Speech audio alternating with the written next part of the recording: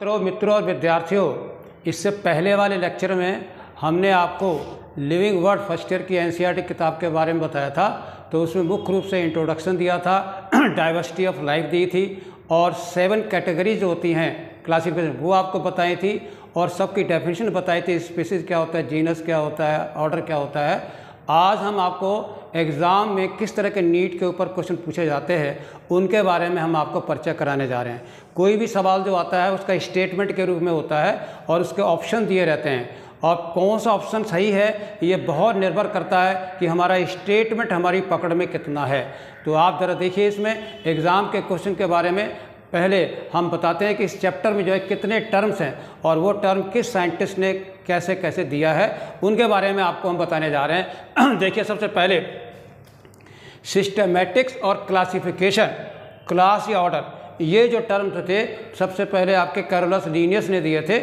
ठीक है, उसके बाद हायरार्किकल क्लासिफिकेशन जो है जिसमें आप अरेंजमेंट करते हो अलग अलग टैक्सोन का, स्टार्टिंग फ्रॉम योर स्पीसीज से लेकर के ऊपर फाइलम तक जब असेंडिंग ऑर्डर में जाते हो तो उसको हम कहते हैं टैक्सोनॉमिकल हायरार्की, और वो सबसे पहले जो है आपकी लीनियस ने ही दी थी।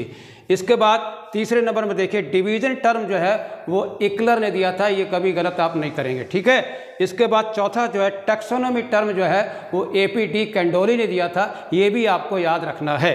इसके बाद पांचवा जो है टैक्सोन, कोई भी आपका यूनिट है, ऑर्गेनिज्म जो होता है आपके हायरार्की में उसे हम टैक्सोन कहते हैं। आपका क्लासिफिकेशन है, ऑर्डर है, जीनस है, स्पीसीज, ये सब टैक्सोन है। टैक्सोन हमेशा याद रखिए लिविंग ऑर्गेनिज्म को रिप्रेजेंट करता है और कैटेगरी जो होती है वो आपके एडजेक्टिव होती है जिसे हम क्लास ऑर्डर कहते हैं। ठीक है, टैक्सोन जो है टर्म जो है एडोल्फ मेयर ने दिया था। ठीक है, एनिमल्स के लिए, और प्लांट के लिए था H.J. लैम्स ने दिया था सबसे पहली बार। ठीक है, तो दोनों को मैंने बता दिया है। एनिमल्स के लिए आपका आंसर एडोल्फ मेयर है और प्लांट के लिए आपका H.J. लैम्स है। You have to be very careful, अगर उसमें देखिए ऑप्शन में कौन सा दिया हुआ है तो आपको टिक करना है। इसके बाद छठे नंबर का आपका स्पीसीज है, जीनस है, फैमिली है, ये टर्म जो है आपके जॉन रे ने दिए थे। अगर पूछता है हु गेव द टर्म आपका स्पीसीज और जीनस और फैमिली, आपका आंसर क्या होगा? जॉन रे होगा। ठीक है, फाइलोजेनी, ऑन्टोजेनी, फाइलोजेनी याद रखिए आपको इवोल्यूशनरी हिस्ट्री होता है। पिछले टर्म में मैंने आपको बताया था कि टैक्सोनॉमी में और सिस्टमैटिक्स में क्या अंतर है। टैक्सोनॉमी में हमारे पास 3 होते हैं, आइडेंटिफिकेशन, नोमेनक्लेचर और क्लासिफिकेशन। ठीक है, उसे हम टैक्सोनॉमी कहते हैं। टैक्सोनॉमी एक साइंस है जिसमें हम पौधों का या किसी भी ऑर्गेनिज्म का आइडेंटिफिकेशन करते हैं, नोमेनक्लेचर करते हैं, फिर उसको प्लेस करते हैं क्लासिफिकेशन में।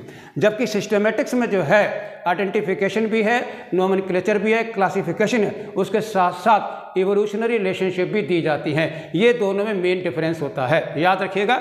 ठीक है, तो फाइलोजेनी और ऑन्टोजेनी जो है, फाइलोजेनी का मतलब होता है इवोल्यूशनरी हिस्ट्री, ऑन्टोजेनी का मतलब होता है इंडिविजुअल डेवलपमेंट ऑफ ऑर्गेनिज्म, आपका ब्रायोफाइटा का, टेरिडोफाइटा का या पॉलीफेरा का या मैमल का, तो उसे ऑन्टोजेनी कहते हैं। ये टर्म जो है आपका लेमार्क और कंसेप्ट जो था वो आपका अर्नेस्ट हैकेल ने दिया था। तो दोनों बातें आप साफ साफ रखिए था। Phylogeny and ontogeny for the first time सबसे पहले आपके किसने दिया? लेमार्क ने दिया हुआ, but the concept was given by Ernest Mayr ने दिया था, हैकेल ने दिया, सॉरी। अब आता है आपका बायोलॉजिकल स्पीसीज कंसेप्ट, ये बहुत ही इंपॉर्टेंट है। कोई भी ऑर्गेनिज्म जो होता है उसकी जो लोएस्ट यूनिट जो होती है उसको कैसे डिफाइन किया जाए, उसको सबसे पहली बार जो है कंसेप्ट को जो दिया था, बायोलॉजिकल कंसेप्ट जो है वो आपका अर्नेस्ट मेयर ने दिया था। तो सवाल है who for the first time gave the biological concept of a species, तो आपका उत्तर होगा क्या है? आपका अर्नेस्ट मेयर है। 9 नंबर में आइए, न्यू सिस्टमेटिक टर्म जो है ये आपका जूलियन हक्सले ने दिया होता है, जिसमें हम बहुत सारी इवोल्यूशनरी टेंडेंसी, कुछ और इन्फॉर्मेशन होती हैं जो ऐड करते हैं जिससे हम बेटर जो है एक्सप्लेन कर सकते हैं किसको? इवोल्यूशनरी रिलेशनशिप को, इसलिए इसका नाम आया न्यू सिस्टमेटिक।